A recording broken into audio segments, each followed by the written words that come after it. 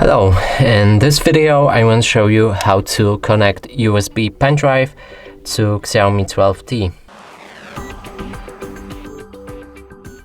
And to do this you need a pen drive that has the USB-C plug, and also you can use a different adapter for it if you want. And now plug it where you usually charge this device. Then we just need to wait a few seconds and it should show right here that the pen drive is connected.